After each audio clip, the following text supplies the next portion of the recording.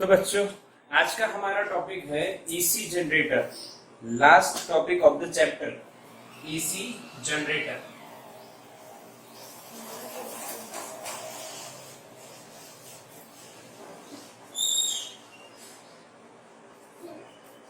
अच्छा, AC generator का AC में एसी फुल फॉर्म क्या है? एसी।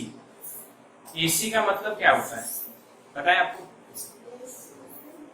Alternating current. एसी का मतलब क्या होता है बच्चों? Alternating current. ओके, तो भाई अल्टरनेटिंग करंट का मतलब ऐसा नहीं है कि जो करंट आता है उसकी बात कर रहे हैं। अल्टरनेटिंग करंट का मतलब अल्टरनेट होता हुआ फ्लो। फ्लो, हाँ, करंट जो हम लोग जीवन में यूज करते हैं कि भाई करंट है, पर ये करंट यानी जो हमें इलेक्ट्रिक करंट, जो शॉक लगता है, हम टच करते हैं और कहीं करंट लगा, वो करंट और ये करंट सेम नहीं है। वो जो लगता है उसको इलेक्ट्रिक करंट कहते हैं। इंग्लिश की बात कर रहा हूँ थोड़ा। इंग्लिश में आप जब पढ़े हो तो आपको पता है वाटर में भी वाटर करंट बोला जाता है। Water current, what is water current? Flow of water. Flow of water is called water current. हाँ, इसी तरह से flow of charge is known as electric current. अब जो अल्टरनेटिंग करंट का मतलब क्या है? जो कंटिन्यूसली चेंज होता है, जो कंटिन्यूसली चेंज होता है, अल्टरनेट होता है। ठीक है, चलो तो बनाते हैं alternating current generator, AC generator. अब आपको एक और बात बताते हो, एसी वोल्टेज भी होता है, alternating current voltage.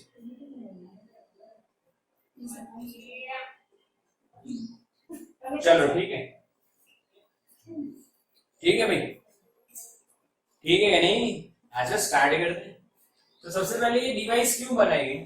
Because alternating current और voltage is very important. We can't store charge, we can store charge in capacitor but we can't store current। जो फ्लो होता है उसको स्टोर नहीं कर सकते, इलेक्ट्रिक करंट को हम स्टोर नहीं कर सकते। तो वो जो अल्टरनेटिव डीसी यानी डायरेक्ट करंट जो होता है वो बहुत महंगा पड़ता है, वगैरह वगैरह, ये इतिहास है थोड़ा बहुत। तो आपको एसी ही करंट यूज करना है। अब एसी करंट अच्छा है यूज करने में, तो उसको जनरेट कैसे करना है वो देखते हैं। आइए, आप पढ़े होंगे भाई थर्मल पावर जनरेटर। थर्मल सुना होगा नाम, हाइड्रोस्टेटिक पावर स्टेशन। हाँ, हाइड्रो सॉरी हाइड्रोस्टेटिक नहीं, वो बाद में देखते हैं क्या है। Hydro electric power generator, hydro electric power generator, जिसमें पानी से पावर जनरेट होता है, वो भी देखेंगे, सारी बात करेंगे। चलो सबसे पहले एसी जनरेटर समझते हैं। एसी जनरेटर कैसे बनाना है ये देख लो। आपको सिंपल एक डायग्राम बनाना है पहले।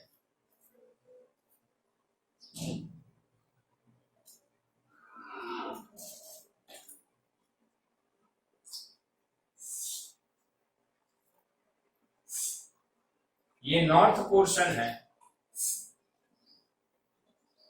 और ये साउथ है। दो परमानेंट मैग्नेट लगा देने। दो क्या लगा देने बच्चों? Permanent magnet. क्या बोलते हैं इसको हम? Permanent magnet. भाई परमानेंट मैग्नेट क्या होता है वो समझिए। परमानेंट मैग्नेट यानी जो ज्यादा देर तक हमें मैग्नेटिक फील्ड देता है। आगे ना, समझ में आया? जो ज्यादा देर तक हमें मैग्नेटिक फील्ड देता है उसको हम, हाँ राइट, समझ में आया? समझ में आया, इसको परमानेंट मैग्नेट बोलते हैं। ये उनका शेप है। अब ये हॉर्स शू जैसे भी होते हैं, रियलिटी में ऐसे होते हैं, जिसमें आप यहाँ पे बीच में कॉइल घूमेगी। ये परमानेंट मैग्नेट हो गए। अब यहाँ पे बीच में कॉइल रखी गई है जिसमें नंबर ऑफ टर्न्स हैं कुछ n, और यहां से दो वायर आगे निकाले गए। ठीक है, ये रोटेट होती हुई है, इसीलिए इसकी ये एक्सिस ऑफ रोटेशन है। ठीक है, ओके। यहाँ के इसके अबाउट ये रोटेट होगी, मान लो ऐसे रोटेट कर रहे हैं तो ऐसे रोटेट होगी ये कॉइल, नंबर ऑफ टर्न्स। अच्छा, इस कॉइल के साथ यहाँ पे दो वायरों के साथ यहाँ पे ये जो कनेक्टेड है बच्चों, इनको स्लिप रिंग्स कहते हैं। क्या कहते हैं? Slip rings. अच्छा, ये जो स्लिप रिंग्स हैं वो इस कॉइल के साथ रोटेट होती है।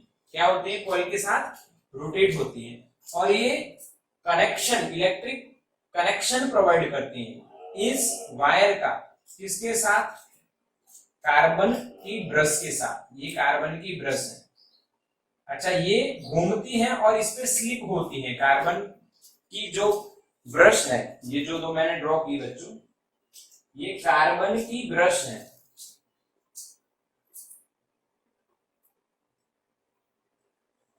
क्या है ये? कार्बन की ब्रश है।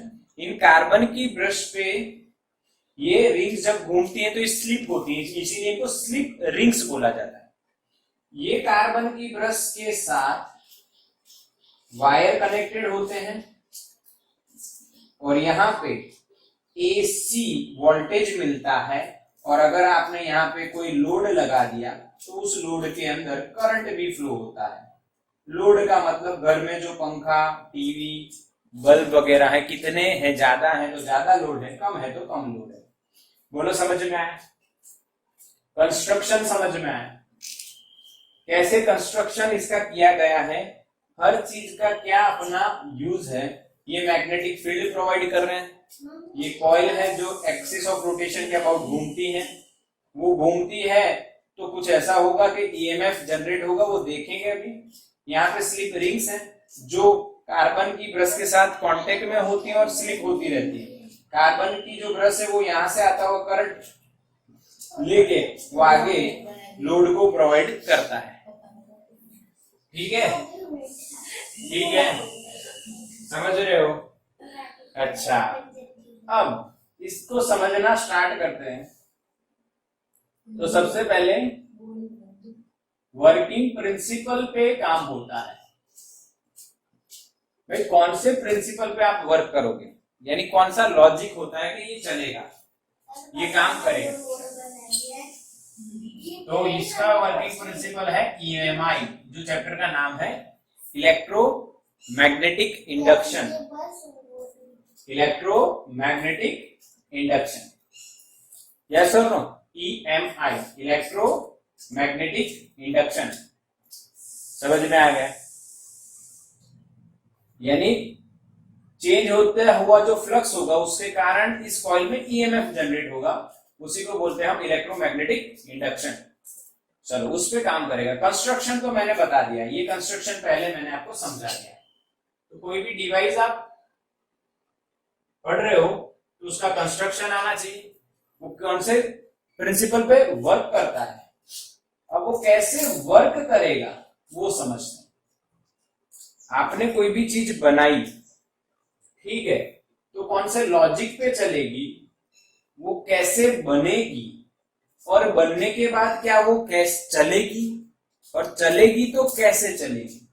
तो यहाँ पे ये जनरेटर कैसे करंट, कैसे इलेक्ट्रिसिटी बनाएगा वो समझाता हूं। तो सबसे पहले आप देखिए, यहाँ पे इसकी मैग्नेटिक फील्ड होगी नॉर्थ से साउथ। जो मैग्नेट होते हैं वो मैग्नेटिक फील्ड जनरेट करते हैं, और ये जो लूप बनी इसका एरिया का वेक्टर होगा ए, और यहाँ पे अभी थीटा एंगल है, या चाहे आप मान लो, आपको ऐसा लग रहा है 90 है सर, तो 90 मान लो, और यहाँ पे बी और ए के बीच में कुछ एंगल होगा। तो यहाँ पे जो हम फ्लक्स लिंक होगा, फ्लक्स वो हो जाएगा phi B and B dot A, यानी बी ए कॉस थीटा। सही है? हाँ, सही है। अगर एरिया और मैग्नेटिक फील्ड के बीच का एंगल थीटा है तो ये इक्वेशन आप लिख सकते हो, पढ़े हो मैग्नेटिक फ्लक्स का equation, N B A cos theta. अब बच्चों, अब मेरी बात समझिए, you all know about theta. Theta is omega into t, yes और no? Angular speed is equal to displacement upon time, तो displacement, angular displacement is equal to speed into time. अच्छा, अब इसको हम ओमेगा से अगर घुमाने लगे किसी तरह से, सुनना मेरी बात, समझना मेरी बात, if we rotate this coil by some angle theta, यानी इसको घुमाने लगे, यानी थीटा को चेंज कर रहे हैं, यानी ओमेगा से घुमाने लगे, थीटा चेंज होता हुआ आपको दिखाई देगा। थीटा चेंज हुआ तो क्या फ्लक्स चेंज होगा? हाँ, तो यहां पे आप फ्लक्स का इक्वेशन क्या लिख सकते हो बच्चों? phi b is equals to NBA cos omega t। सही लिखा। ओमेगा से आप घुमा रहे हो, और किसी तरह से घुमा रहे हो। आप सोचोगे सर ये कैसे घूमेगा? या आप हाथ से पकड़ के घुमा रहे हो, या फिर पानी से घुमा रहे हो, या फिर स्टीम से घुमा रहे हो, किस चीज से आप घुमा रहे हो वो बात की बात है। पर अभी समझो किसी तरह से इसको घुमा दिया तो फ्लक्स चेंज हो गया। फ्लक्स चेंज हो जाएगा तो इसमें इंड्यूस्ड ईएमएफ जनरेट हो जाएगा, तो वो ईएमएफ कितना होगा? तो epsilon is equal to minus d phi B by d t. Phi B is total flux. हाँ, अगर मैं एन लिखना चाहता तो एन मुझे बाहर लिखना पड़ता।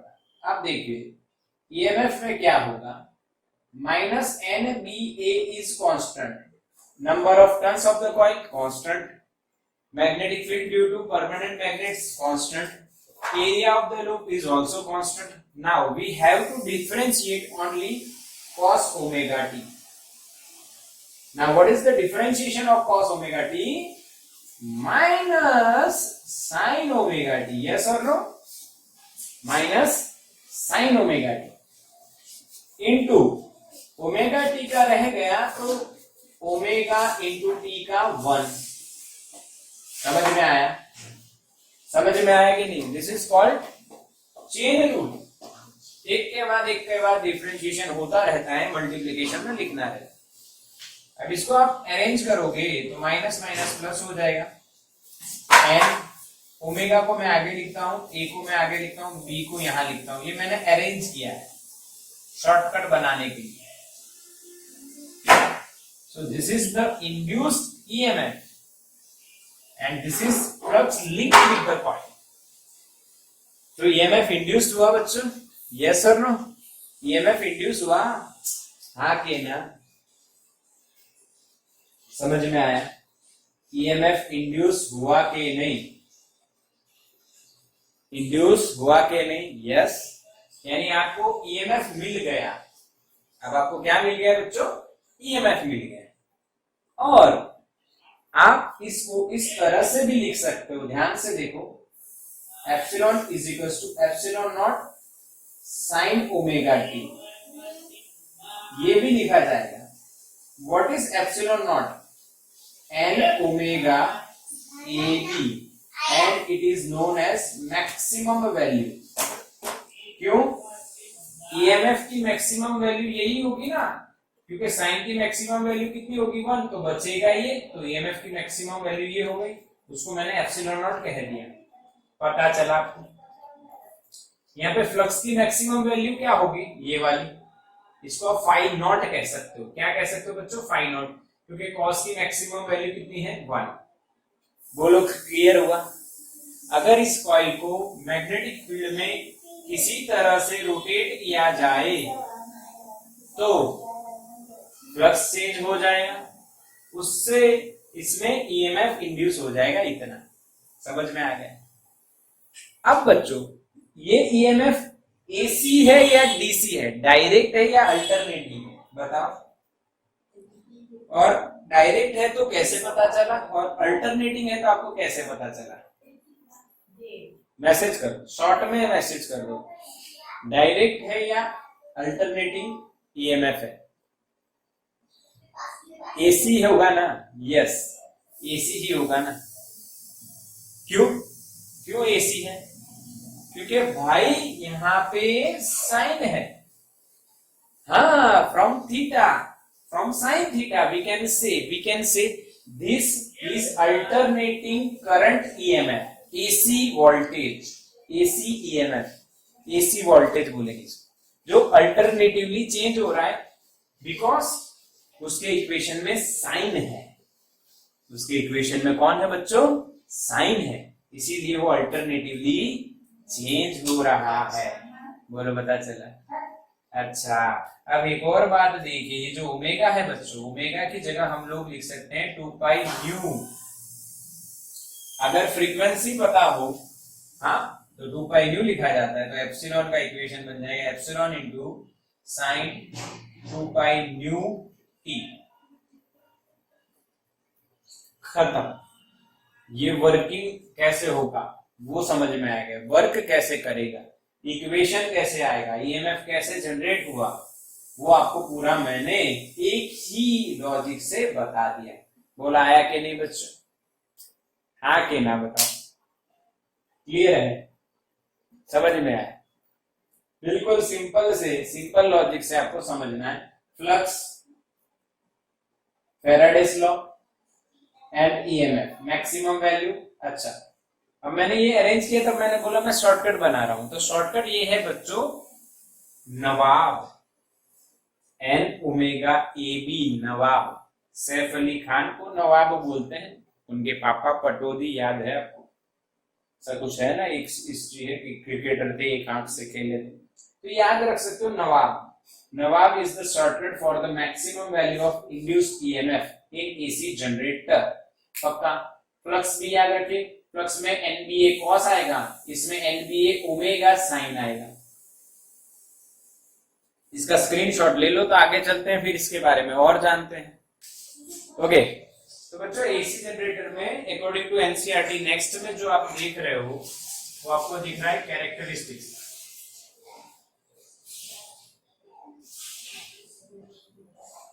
कैरेक्टरिस्टिक्स ड्रॉ की गई है, यानी कि कैसे अल्टरनेटिवली, यानी पीरियोडिकली, पीरियड के साथ पीरियोडिकली कैसे एसी जनरेटर में ईएमएफ चेंज होता है, साइन और कॉस है, इसलिए देखते हैं, आओ समझते हैं।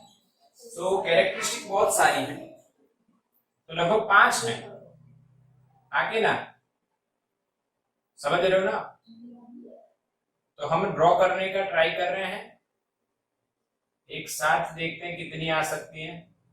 2, 3, चलो मैंने 5 ला दिए, यानी आपको एक में ही सारी पता चल जाएगी। ओके, यानी ये पहली है बच्चों नॉर्थ और ये साउथ, फिर ये नॉर्थ, ये साउथ, ये north south, north south, north और साउथ। ठीक है, 1 2 3 4 5। अब ये 5 क्यों ड्रॉ करनी है, क्योंकि एंगल आप देखो तो यूनिट सर्कल में यहां से आपसे स्टार्ट किया 0, तो यहाँ पे कितना होगा 90, यहाँ पे 180, यहाँ पे 270, यहाँ पे 360, तो एक पीरियड खत्म हो जाएगा। 0 से चालू हुआ, यहाँ पे t/4, यहाँ पे t/2, यहाँ पे 3t/4 और यहाँ पे t, ऐसे एक पीरियड खत्म हो जाएगा। हाँ के ना, एक सर्कल, एक रोटेशन पूरा, बिल्कुल समझ में आया? उसको समझाने के लिए मैं यहाँ पे इस मेरी एक डायरी है, उस पे मैं नंबर जो अल्फाबेट जो हमें लिखने हैं वो मैं लिख देता हूं, जिससे आपको फील आ जाए कि ना सही से आप किस तरह से ड्रॉ कर रहे हैं। बाकी मैं सिंपल बता दूंगा। देखो मैंने ऐसा बना दिया, ABPQRS, ये इस तरह से। अब मैं अगर यहाँ पे इस तरह से ड्रॉ करूं तो आपको सीधी एक लाइन दिखेगी, पर टेक्स्ट बुक में आप देखोगे थोड़ा सा क्रॉस में ड्रॉ किया है, रीजन आपको पूरा दिखे, इसलिए फील आए। तो 0 डिग्री आप पहले यहाँ पे कितना डिग्री बताओगे, 0 डिग्री, फिर यहाँ पे 90, फिर यहाँ पे 180 डिग्री, यहाँ पे 270 और यहाँ पे 360, पूरा चक्कर आपका एक पीरियड खत्म, एक रोटेशन खत्म। ओके, चलो तो स्टार्ट करते हैं। पहले ये मैं आपको ड्रॉ करवा के दिखाता हूँ। तो भाई मैग्नेटिक फील्ड जो है नॉर्थ से साउथ चलेगी, ठीक है, अब आपको ऐसे ड्रॉ करना है, देखो वर्टिकली 2 लाइन ड्रॉ कर दी, या थोड़ा सा नीचे और ले लीजिए, ठीक है, और इसको ऐसे शेप में बना के यहाँ पे आप इस तरह से बाहर 2 लाइन बता दीजिए। अब इसमें आप देखोगे तो नीचे वाला जो आपका ए है और ऊपर वाला बी है, ए के पास पी है, क्यू आर एस, ऐसे चलेगा, ठीक है।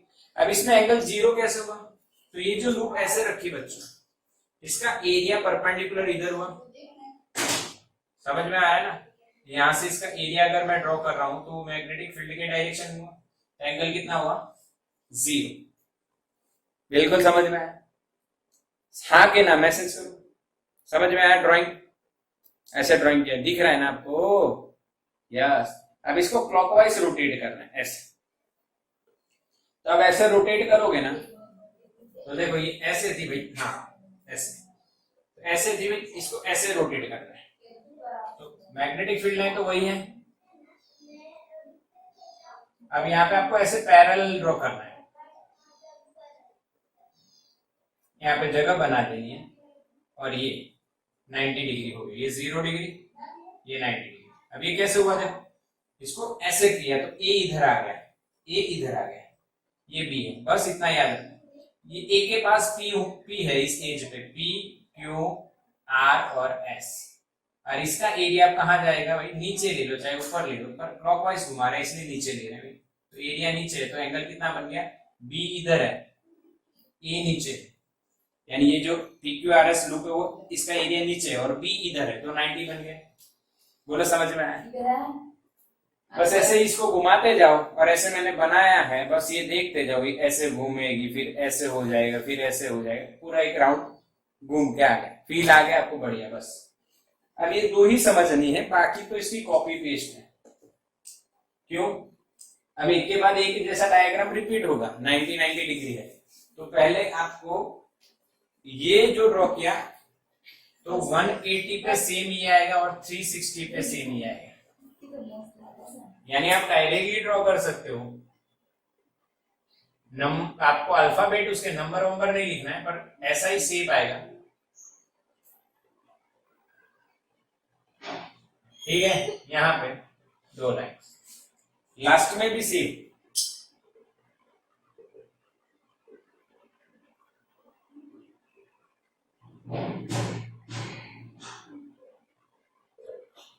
समझ में आया।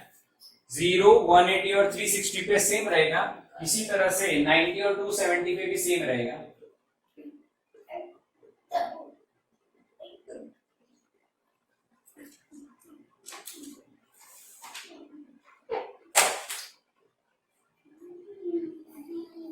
ठीक है, सेम टू सेम।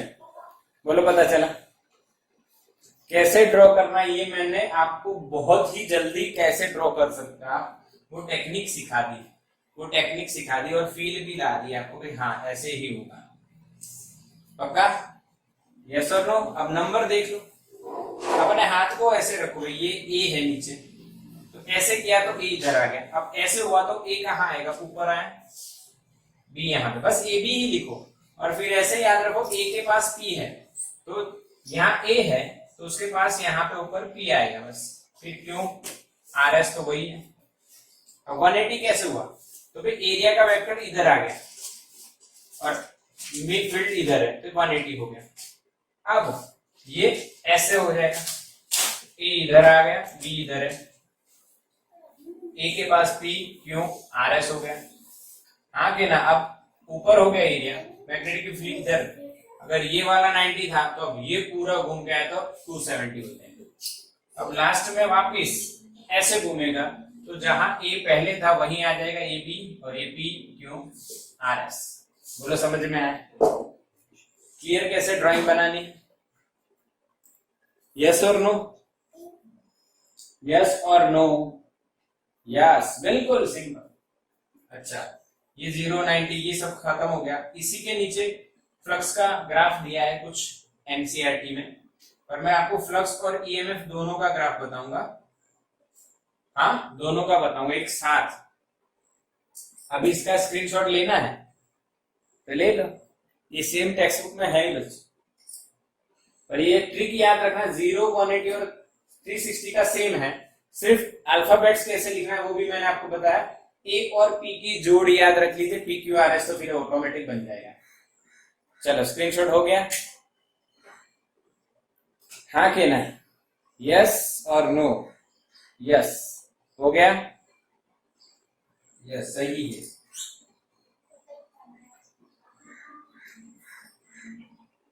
सही है, सही है, यस।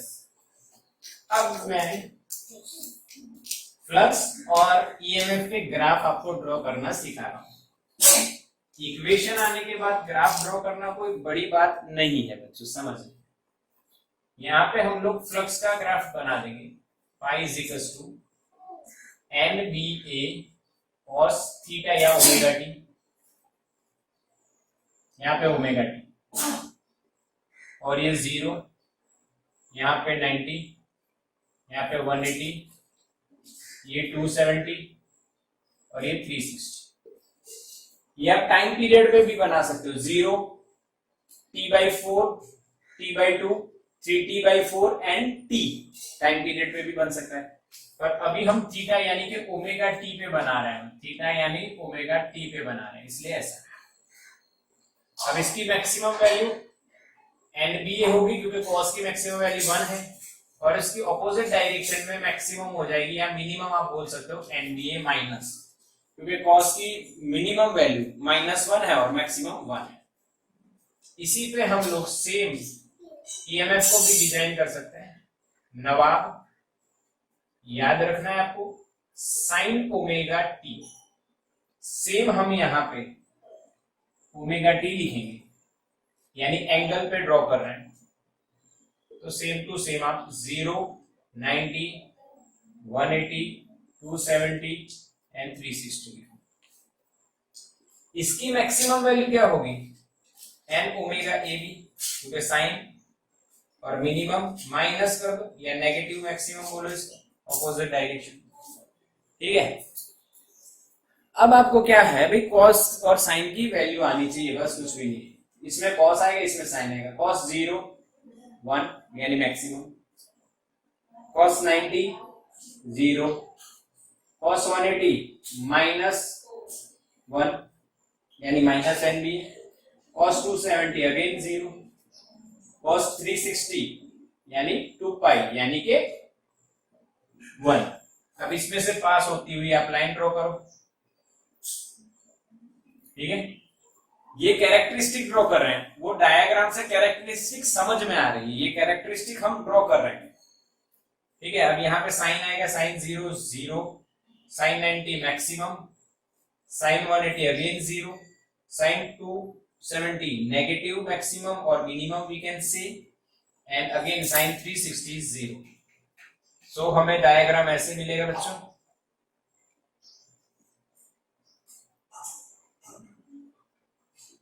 समझ में आया। यानी जब फ्लक्स मैक्सिमम है तब ईएमएफ 0 है, जब फ्लक्स 0 है तब ईएमएफ मैक्सिमम है, क्योंकि इसमें कॉस है इसमें साइन है, और ये अल्टरनेटिंग है, देखो अल्टरनेटिवली चेंज हो रहा है। 0 ईएमएफ 0 कहां हो रहा है, 0 180 एंड 360, मैक्सिमम क्या हो रहा है 90 एंड 270, यहाँ पे ऑपोजिट डायरेक्शन, इसीलिए अल्टरनेटिंग है, पहले प्लस होता है फिर माइनस होता है, इसीलिए इसको एसी वोल्टेज बोला जाता है। बोलो समझ में आया बच्चे, हाँ के ना। अब एसी जनरेटर का एक सम है, इसमें ही कर लेंगे क्योंकि इजी है, एकदम इजी है, सिर्फ वैल्यू रखनी है। एग्जाम्पल है एक 6.11 वगैरह है, हाँ के ना, देखो एग्जाम्पल है 6.11, यस एग्जाम्पल 6.11। कैरेक्टरिस्टिक तो पक्का हो गई ना, साइन की कॉस की वगैरह वगैरह आपकी पक्का हो गई, बिल्कुल। अब कमला pedals a stationary bicycle, the pedals of the bicycle are attached to a 100 tons coil of area 0.10 metre square, यानी 100 टन आपको दे दी,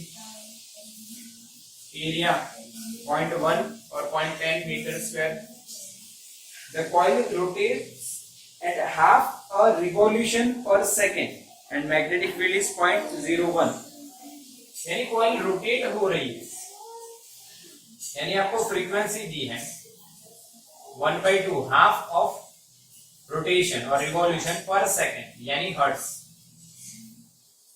यानी देखो एक व्हाट इज फ्रीक्वेंसी आपको याद होना चाहिए, नंबर ऑफ ऑसिलेशन और रोटेशन पर सेकेंड, एक सेकेंड में आधा, तो आधा हर्ट्ज इसकी frequency. Magnetic field is given 0.01 tesla, तो what is the maximum value of induced EMF in the coil.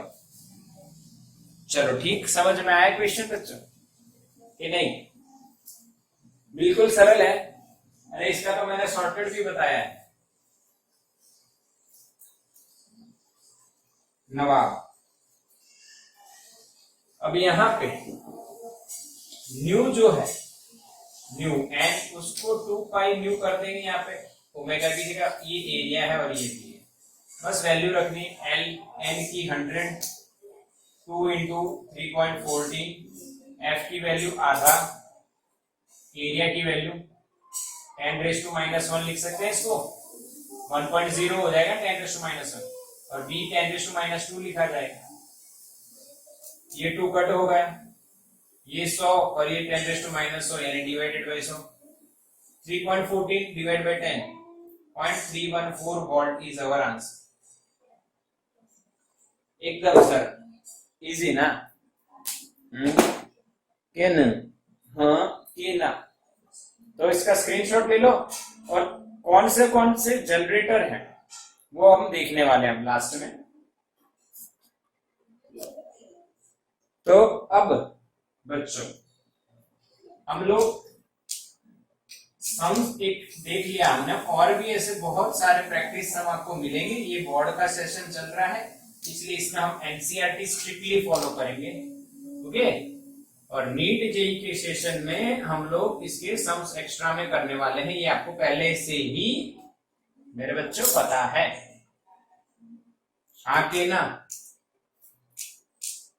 बिल्कुल क्लियर। अब इधर आ जाइए, अब इधर आ जाइए और समझिए कुछ जो जनरेटर है, यानी एसी जनरेट करने के लिए कुछ पावर प्लांट बनाए जाते हैं, ऐसा आपने पढ़ा हुआ है। हाँ के ना? पावर प्लांट नाम सुना है। गोधरा के पास कौन सा पावर प्लांट है बताइए? गोधरा के पास कौन सा पावर प्लांट है? याद करो, नाम याद करो।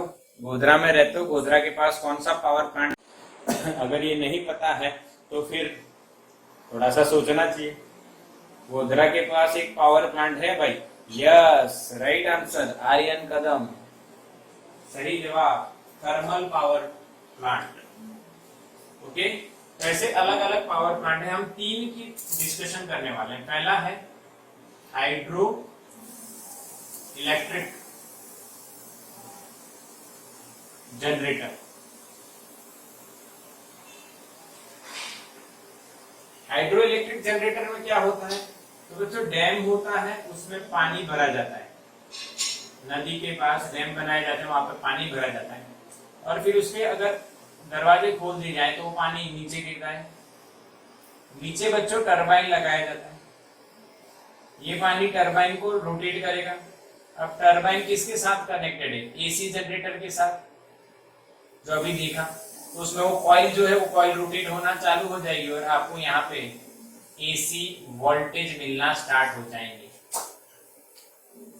हाँ कि ना? ऐसा होता है हाइड्रो इलेक्ट्रिक, आप देख सकते हो, ऐसा आपने देखा हुआ भी होगा, ठीक है। इसी तरह से बिजली पैदा की जाती है। हम सोचते हैं ना हमारे घर में बिजली आती कहाँ है, तो एक हाइड्रो इलेक्ट्रिक जनरेटर में ये तरीका होता है, पानी ऊंचाई से डैम में से नीचे गिरता है, वहां पे डैम के नीचे टरबाइन लगाया होता है, वो टरबाइन उस पानी से घूमता रहता है, और घूमने से उसके साथ कनेक्टेड एसी जनरेटर का जो कॉइल है वो घूमेगा, और उससे एसी वोल्टेज इंड्यूस हो जाएगा जनरेटर। दूसरा होता है बच्चों जो हमने अभी देखा, थर्मल जनरेटर। थर्मल जनरेटर में भी सेम लॉजिक होता है, बट उसमें कोल और oil as a fuel use होते हैं, उनको जलाया जाता है, उससे हाई प्रेशर स्टीम जनरेट की जाती है। वो स्टीम अगेन एक टरबाइन पे ही लगेगी और टरबाइन घूमेगा, उस टरबाइन के साथ क्या कनेक्टेड होगा, एसी जनरेटर कनेक्टेड होगा, और वो आपको कौन सा वोल्टेज देगा, एसी वोल्टेज देगा। समझ में आया? यहां पे घुमाने का काम कौन कर रही है, स्टीम, स्टीम घुमा रही है। इसी तरह से तीसरा एक जनरेटर आता है न्यूक्लियर जनरेटर अथवा न्यूक्लियर पावर जनरेटर। उसमें जो फ्यूल होता है, उसमें जो फ्यूल होता है, यहाँ पे कोल और ऑयल हो सकता है, यहाँ पे रेडियो एक्टिव एलिमेंट्स होते हैं जो आप केमिस्ट्री में पढ़ते हो, उनमें से कुछ उनका मिक्सचर भी होता है, थोरियम है, रेडियम है, नहीं एक और होता है ना यूरेनियम है, वे वगैरह वगैरह एज ए फ्यूल होते हैं। और न्यूक्लियर जनरेटर जो होता है, न्यूक्लियर पावर जनरेटर बोल सकते हो, उसको पावर स्टेशन बोल सकते हो, उसमें as a fuel radioactive elements use होते हैं। उनके कारण फिर से यही आगे का प्रोसीजर तो ये सेम है। हाँ, स्टीम हो गई, टरबाइन घूमा, एसी जनरेटर घूमा, अंदर कॉइल घूमी एसी जनरेटर और एसी वोल्टेज मिल गया, सेम प्रोसीजर। समझ में आया? हाँ कि ना? तो इस तरह से जो एसी जनरेट हुआ, एसी वोल्टेज जनरेट हुआ, वो कुछ फ्रीक्वेंसी में अल्टरनेटिवली चेंज होता है। तो जो फ्रीक्वेंसी है बच्चों, ये फ्रीक्वेंसी इंडिया और अमेरिका की अगर आपको पता हो तो कोई दिक्कत नहीं है। यानी जो ऑसिलेशन हो रहे हैं ना, ऐसे एसी वोल्टेज आपको मिला वो ऐसे हो रहा है ना, कॉस के फॉर्म में, ये साइन के फॉर्म में, साइन के फॉर्म में, वो जो ऑसिलेट होता है तो उसके ऑसिलेशन पर सेकंड कितने होते हैं? तो इंडिया में उसके ऑसिलेशन पर सेकंड 50 होते हैं। तो इंडिया की फ्रीक्वेंसी 50 हर्ट्ज है और अमेरिका में 60 हर्ट्ज फ्रीक्वेंसी है। ये डिफरेंस होता है अमेरिका और इंडिया का। अच्छा, ये देखे कहां से, कहां देखे मैंने, आपको देखना है तो एक चार्जर ले लीजिए, उस चार्जर में डेटा लिखा होगा और उस डेटा पे आपको दिखेगा कि 50 हर्ट्ज यहां पे लिखा हुआ, इसमें दिख रहा है तो ठीक है, हाँ नहीं दिख रहा है तो कोई दिक्कत नहीं है बच्चों, कोई दिक्कत नहीं, नहीं दिख रहा है या दिखे तो देख लीजिए, ठीक है। आप अपने घर पे चार्जर में देख लीजिए, दिख रहा है यहाँ पे कहीं पे, यहाँ पे 100 to 240 वोल्ट और 50 to 60 हर्ट्ज ऐसे दिया है बच्चों, ठीक है, और करंट का रेटिंग वगैरह दिया है। तो हम इसको समझ सकते हैं कि भाई इंडिया की फ्रीक्वेंसी 50 से 60 के बीच में, थोड़ी आगे पीछे, और 50 हर्ट्ज मानी जाती है। अच्छा, मैक्सिमम अभी तक हम लोगों ने कितना पावर जनरेट किया है वो आपको बता देता हूँ, 500 मेगावाट। ये आपकी टेक्स्ट के हिसाब से, अभी तो मोदी सरकार बहुत आगे काम कर रहे हैं, तो ये हमारे कैपेसिटी है 500 मेगावाट। ओके, ठीक है, समझ में आया पूरा? हाइड्रो, इलेक्ट्रिक, थर्मल, न्यूक्लियर वगैरह वगैरह, ये छोटी छोटी बातें। अच्छा, इसका अब नीट जेई के लेवल का सेशन जो है, ये बोर्ड लेवल सेशन है। हमारे 2 सेशन चलेंगे, ये मैंने आपको पहले कह दिया था, क्योंकि एक टारगेट बच्चों आपका बोर्ड भी है, हाँ, और दूसरा टारगेट कई बच्चों का नीट और जेई भी है। तो दोनों टारगेट आपके पूरे होने चाहिए, और वो एक में रखते हैं तो लेक्चर लंबा हो जाता है, और हमारा अभी जो स्कूल है ऑनलाइन चल रहा है, तो इसीलिए हमारा जो पीरियड का जो विड्थ है वो खत्म हो गया है, टाइम विड्थ। ओके बच्चों, बट हम करेंगे जरूर, तो इसका स्क्रीनशॉट ले लो।